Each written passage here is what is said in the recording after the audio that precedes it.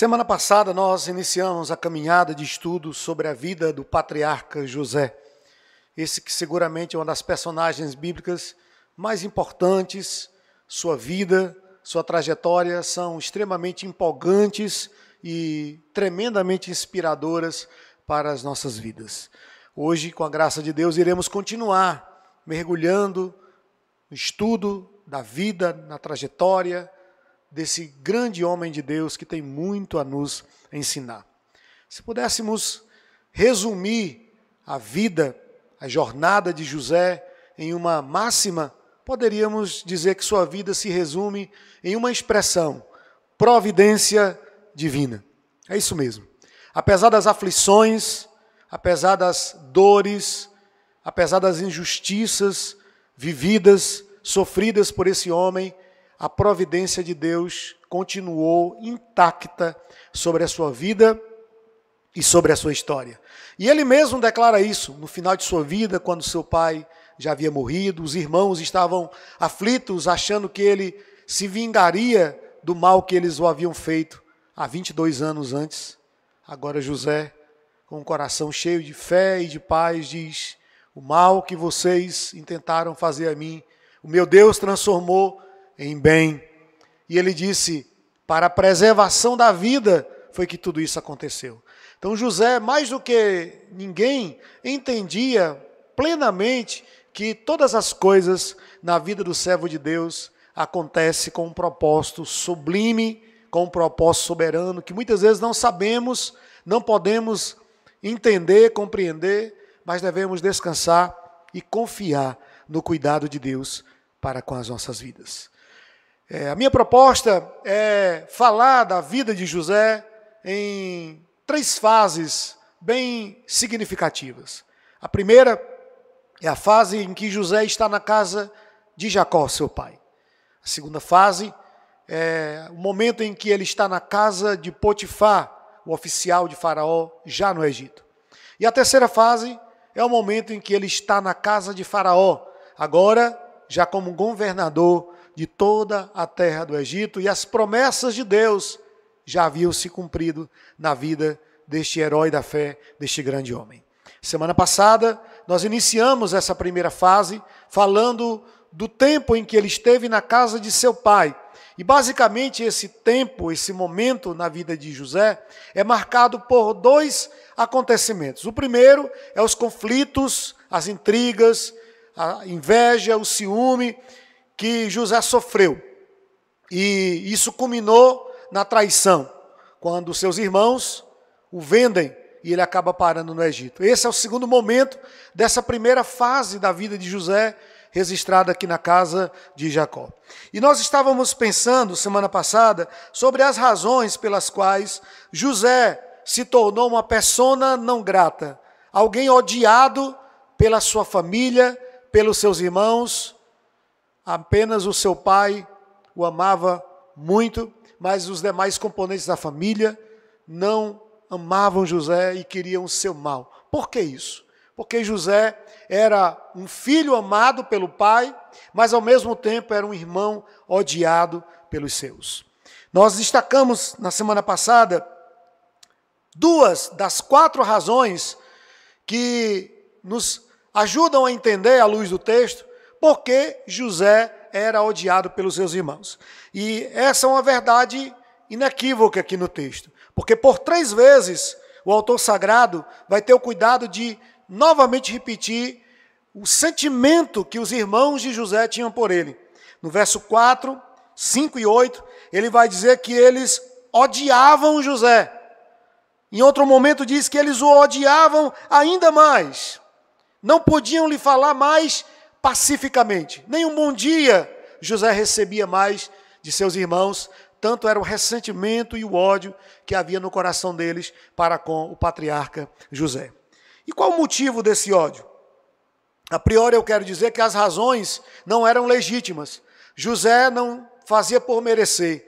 Ele não merecia todo esse ódio, esse desdenho, esse ressentimento de seus irmãos. Mas a postura de José incomodava os seus irmãos. E a primeira razão estava no fato de que José era um homem íntegro. O versículo 2 diz que José, ele não ficava calado diante do erro, do pecado, da mentira, da injustiça. O texto diz que enquanto ele pastoreava o rebanho de seu pai com seus irmãos, os filhos de Zilpa e Bila, e ele via os irmãos agirem de forma errada, talvez contrária aos valores de seu pai, José comunicava ao pai, falava ao pai aquilo que os seus irmãos faziam de errado. E isso levou José a ser alvo do desgosto, da antipatia dos seus irmãos, que passaram a odiá-lo cada vez mais. As virtudes de José denunciavam os pecados de seus irmãos. E só o fato de José estar presente já tornava o ambiente pesado, porque eles não podiam ser eles mesmos. No caso, os filhos de Jacó, do patriarca Jacó, eram homens que não temiam a Deus, mesmo sendo filhos do patriarca, de um homem que conhecia o Senhor e que servia a Deus. Os seus filhos não seguiam os passos do pai e eram, na sua maioria, contumazes, eram rebeldes, eram muitas vezes dissolutos, e vemos muitos momentos em que os filhos de Jacó não honram o nome do Senhor e nem muito menos honram o pai. José era alguém íntegro. A palavra íntegro, ela vem do latim, que quer dizer inteiro, completo. José, ele não compactuava com o erro, não compactuava com a mentira, e por isso ele acabava sendo alvo da hostilidade de seus irmãos. A segunda razão que destacamos na semana passada, de José ser odiado, era o fato dele ser o predileto do pai. Os versos 3 e 4 nos informam que Israel amava mais a José do que a todos os seus demais filhos. E ele dá algo como símbolo desse favoritismo a José, que era uma capa de mangas largas. Alguns acreditam que era multicores, era uma capa ornamentada, algo diferente que tornou José alguém singular no meio dos seus irmãos. Nenhum dos filhos, nem mesmo Rúben, que era o primogênito, tinha uma vestimenta como José tinha. E vamos relembrar, em uma família de pessoas cheias de ódio, cheias de inveja, verem por 17 anos o quase caçula dos filhos de seu pai, sendo o favorito, acabou transformando aquela inveja em ressentimento, e aquele ressentimento virou ódio e ódio mortal. A NVI, em inglês, diz que essa túnica era um manto tipicamente ornamentado. Não há um consenso que tipo de veste era essa, mas há um consenso entre os teólogos de que era uma veste diferente, diferenciada, talvez singular para aquele ambiente tribal onde eles viviam e para o ofício que eles praticavam, que era pastoril. Ninguém se vestia daquela forma, mas José recebeu do pai essa túnica, e alguns teólogos chegam a dizer que essa atitude de Jacó de dar a túnica especial a José já apontava para a suposta sucessão de José como líder da família. Talvez essa seria a intenção de Jacó, ao morrer, deixar o filho José como líder de toda a família. E isso acaba acontecendo, evidentemente, porque era plano de Deus que tudo isso acontecesse.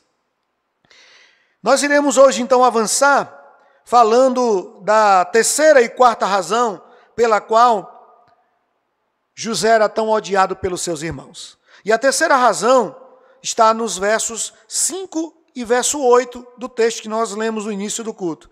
Teve José um sonho e o relatou a seus irmãos, por isso odiaram ainda mais. Meus irmãos, o texto que nós acabamos de ler mostra que José era um homem piedoso. Era um homem que tinha comunhão com Deus, por ser ainda muito novo, muito jovem, apenas 17 anos de idade. Mas José era um jovem de intimidade com Deus, de comunhão com Deus, que ouvia a voz de Deus, que tinha um relacionamento com Deus, e Deus falava com José. Mesmo ainda muito jovem, mas Deus falava com ele, porque ele tinha uma vida íntegra e uma vida de piedade. Por isso, ele tinha essa comunhão com Deus e ouvia a voz de Deus. E é interessante destacar que a forma como Deus falava com José era através de sonhos. José, ele teve 2 sonhos, como nós lemos aqui nos versos 7 e versos 9. O primeiro sonho, ele vê os feixes que se curvam diante do feixe dele, mostrando que ele teria proeminência diante de seus irmãos. E o segundo sonho era o sol, a lua e as estrelas que se curvavam diante dele, diante de José. Nem o seu pai entendeu plenamente esse sonho, e ele censura o filho, pelo menos naquele primeiro momento. Não sabemos se ele o censura porque ele já sentia o ambiente hostil dos seus irmãos para com José, dos seus demais filhos para com José, ou porque ele não concordou com o sonho de José. O certo é que Jacó, ele censura José quando escuta esse segundo sonho que ele conta para seus irmãos e para seu pai. E é interessante, eu quero abrir aqui um parênteses, porque Jacó diz: porventura eu e sua mãe se curvaremos diante de você e te serviremos, mas, biblicamente falando, a mãe de José já havia morrido. Raquel morreu no parto de Benjamim. De quem Jacó estava fazendo menção aqui, quando ele fala da mãe de José, se ela já tinha morrido, já havia morrido? Nós temos aqui algumas hipóteses. A primeira delas é que ele está falando de Lia, porque Lia era a esposa legítima, né? No caso, a primeira esposa, Raquel era a segunda, e Lia, além de ser esposa legítima, que assumiu o papel de esposa, né? E de mãe daquela família, de matriarca, também era tia de José. De certa forma, ela talvez pode ter assumido esse papel de ser a mãe de José depois da morte de sua irmã Raquel. Ou então, Jacó pode estar fazendo referência à serva de Raquel. A serva de Raquel que também deu à luz a 2 filhos, a Jacó, e que possivelmente José era muito próximo dela. Por quê? Porque ela servia antes Raquel, a mãe de José. O certo é que Jacó está fazendo alguma menção, ou a Lia, ou a Bila, possivelmente, que deve ter ocupado o lugar que Raquel deixou depois de sua morte. Deus fala para ele através de sonhos, e isso é muito interessante. E quando nós falamos de sonhos, nós precisamos entender que os sonhos possuem pelo menos 3 origens. Tá? A primeira delas é que os sonhos podem ser apenas projeções do nosso cotidiano. O psiquiatra Alan Robson, ele considera que os sonhos são um mero subproduto da atividade cerebral noturna. Ou seja, o sonho, ele nada mais é para o Alan Robson como a projeção daquilo que você viveu no decorrer do dia, daquilo que você pensou, daquilo que você experimentou. E há uma grande chance de você sonhar com aquilo durante a noite. Freud, o pai da psicanálise, ele dizia que o sonho é o espaço para realizar desejos inconscientes reprimidos. Essa era a ideia de Sigmund Freud acerca dos sonhos. Os cientistas, os neurocientistas, já comprovaram através de estudos e pesquisas que nós sonhamos muito a noite inteira ou durante o sono. Se você dorme durante o dia ou à noite, não sei, mas no momento do sono, no decorrer do sono, você sonha muito. Evidentemente que nós não lembramos de todos os sonhos. Segundo alguns neurocientistas, nós nos lembramos dos sonhos que foram sonhados no último momento do sono, já mais perto do amanhecer do dia ou de você acordar, há uma grande chance de você lembrar desses últimos sonhos. Mas todo ser humano sonha. O sonho é parte da natureza humana e você passa a noite, na verdade, sonhando, embora você não lembre de todos os sonhos. Então, a primeira origem ou fonte é que os sonhos apenas são um produto natural do organismo humano. Você sonha porque você vivenciou, você teve emoções, você viu coisas, você desejou algo, e há uma grande probabilidade de você projetar isso no sonho quando você está dormindo à noite. A segunda fonte dos sonhos é uma ação de opressão maligna. Os sonhos, eles podem também ser uma ação maligna. Quantas pessoas sofrem de apneia, e evidentemente que eu não estou aqui querendo afirmar que todos que sofrem de apneia estão sobre uma opressão maligna, porque pode ser algo patológico, clínico. Mas quantas pessoas que não conseguem dormir, né? Que o sono desaparece ou que começam a dormir e logo acordam e não voltam mais a dormir, não conseguem mais repousar tranquilamente, ou quantos que sofrem de pesadelos terríveis. E mesmo que a psiquiatria explique grande parte desses pesadelos que não deixam de ser sonhos, alguns deles podem ser uma ação opressiva do maligno para roubar a sua paz, tirar o seu sossego e você não conseguir viver plenamente a sua vida. Mas a terceira fonte dos sonhos está nas revelações divinas. Deus pode falar através dos sonhos, sim. Na Bíblia, Deus muitas vezes se revela através dos sonhos. Nós temos inúmeros exemplos de pessoas que ouviram a voz de Deus, foram direcionados por Deus através de sonhos. Por exemplo, Jacó, o pai de José, ele teve o sonho da escada e anjos subindo e descendo, e ali nós temos a primeira experiência de Jacó com Deus. Nós temos o exemplo de Faraó, que teve o sonho e que José interpreta os sonhos de Faraó. Temos o exemplo de Nabucodonosor, o rei da Babilônia, que também teve sonhos, e Daniel interpreta os sonhos de Nabucodonosor. Temos o exemplo do próprio Daniel, que teve sonhos apocalípticos, sonhos escatológicos, e alguns deles estão se cumprindo em nosso tempo.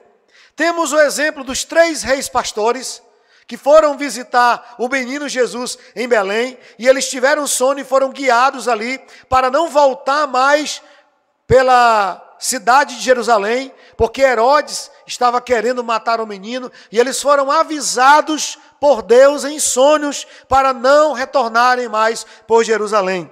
Nós temos o exemplo de José, o padrasto de Jesus, e José, ele ouviu a voz de Deus em sonhos várias vezes. Se você já leu o Evangelho segundo Mateus, os primeiros capítulos, o capítulo 1, o capítulo 2, várias vezes vai citar ocasiões em que Deus fala a José em sonho.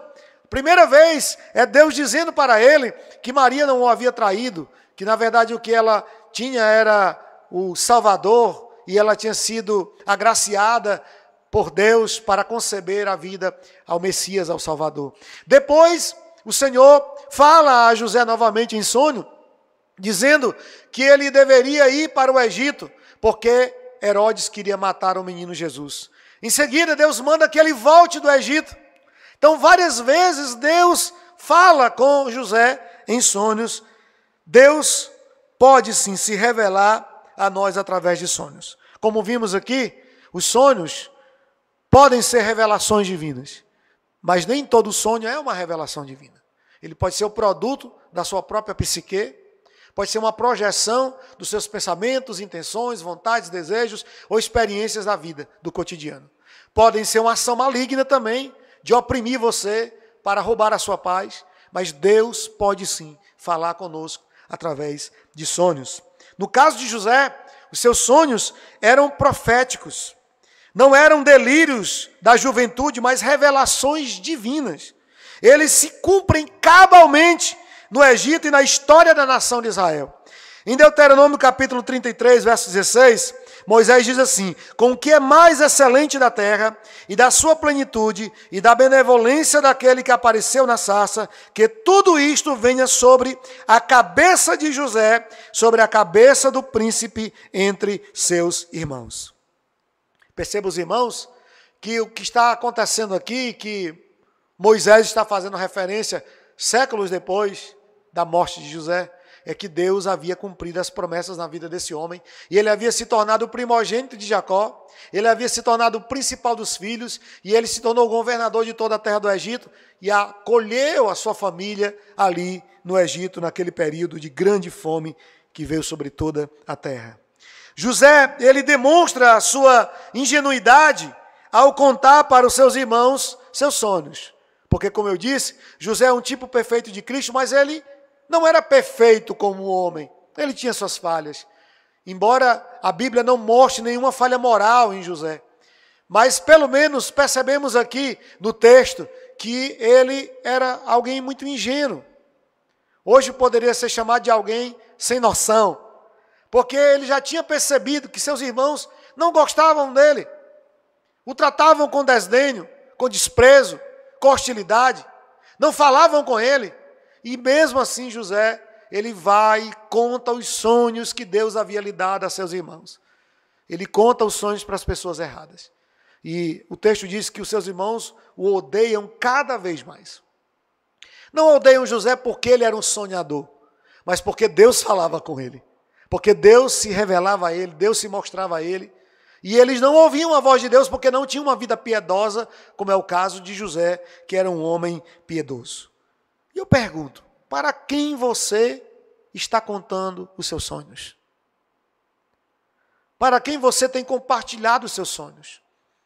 Existem pessoas que torcem pelo mal e, embora elas não tenham o poder de lhe prejudicar, porque cremos na soberania de Deus, e como vemos aqui na história de José, e o texto deixa isso muito evidente, José, ele foi ingênuo a contar, e isso dificultou mais ainda a sua vida, e acabou precipitando no que aconteceu.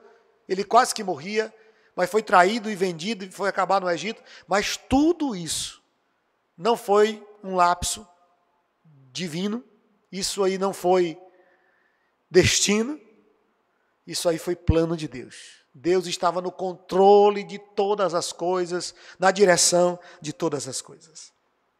Essa é a terceira razão pela qual os irmãos de José o odiavam tanto. E a quarta razão pela qual ele era odiado está no verso número 11. O texto diz: seus irmãos lhe tinham ciúmes, pois o pai, no entanto,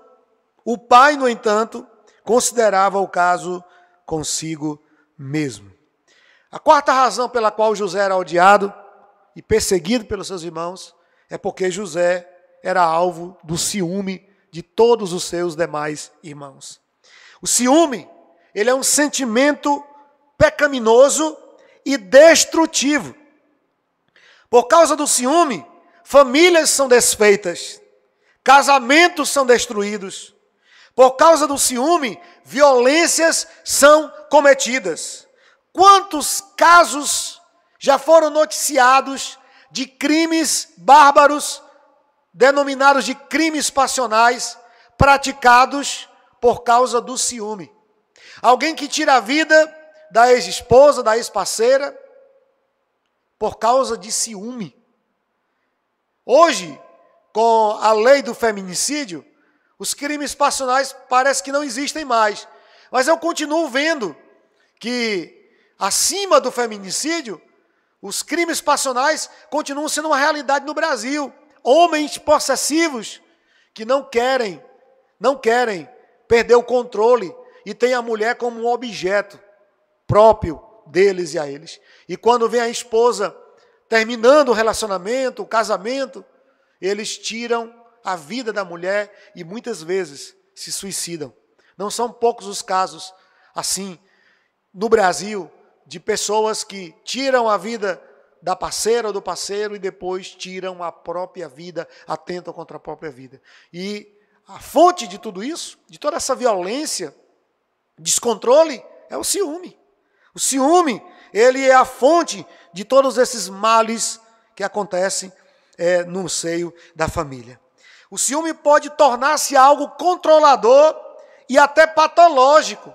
Inclusive, existem grupos dentro da psicologia e da própria psiquiatria que ajudam e que assistem. Em alguns casos, é necessária uma intervenção medicamentosa, porque a pessoa se tornou uma ciumenta, um ciumento patológico, que é controlado pelo ciúme.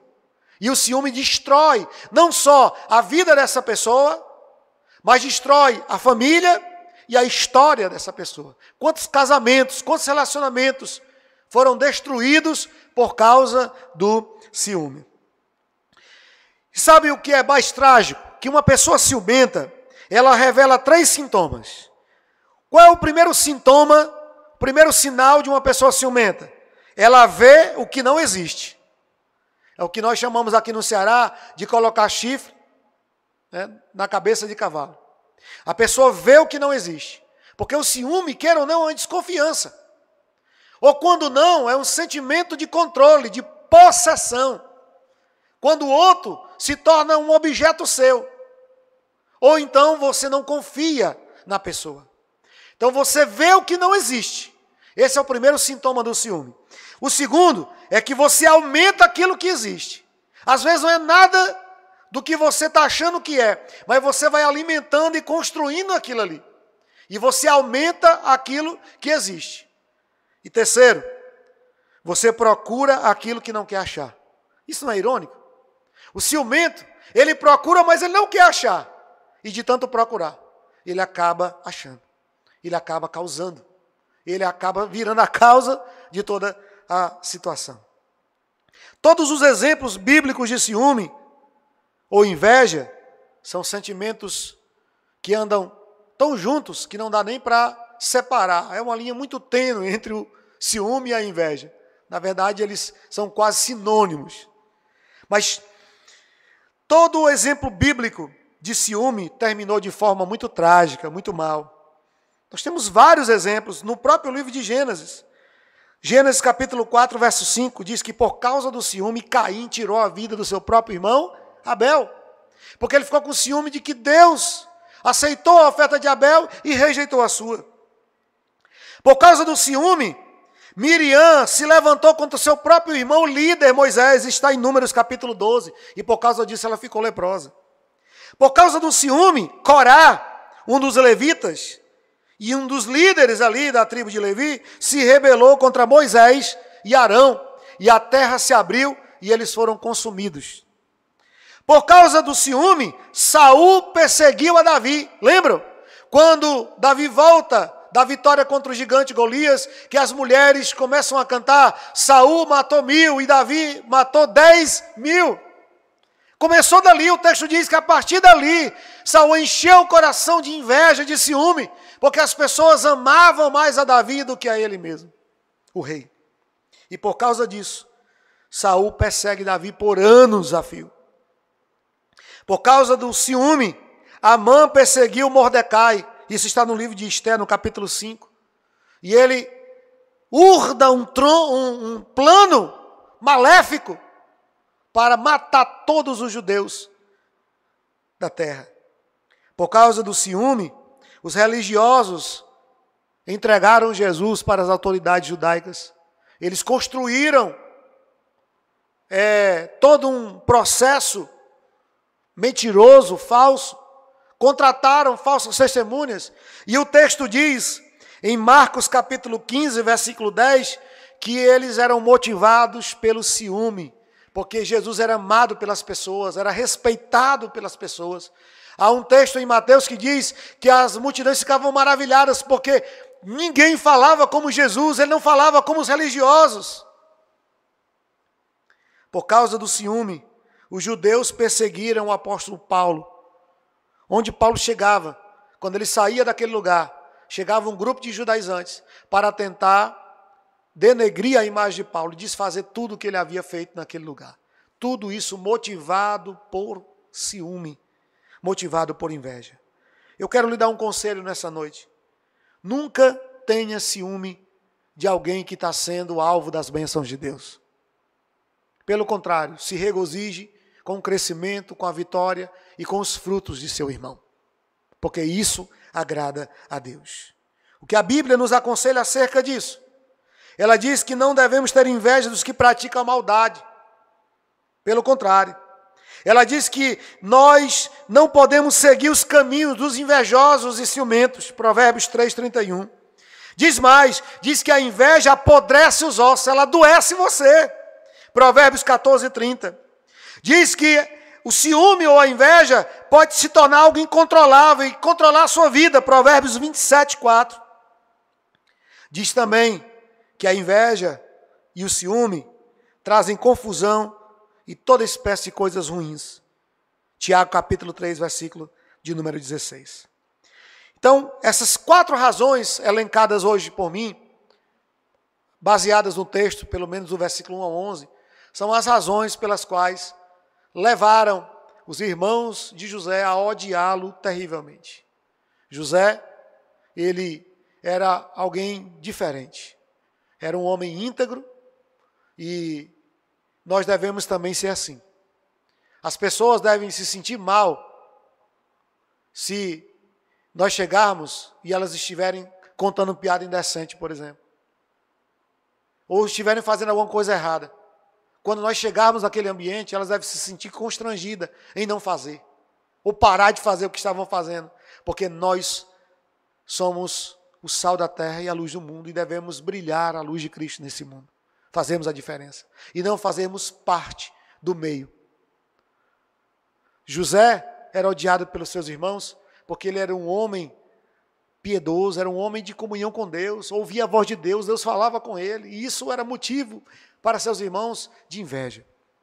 José era odiado pelos seus irmãos porque José, ele era um homem que era amado pelo pai. E por que ele era amado pelo pai? Porque ele era um bom filho. Era um filho que honrava o pai, que temia o pai, que respeitava o pai. Por isso, ele era amado pelo seu pai. José, ele era odiado pelos seus irmãos, porque ele tinha o que eles não tinham. E por isso, eles tinham inveja de José.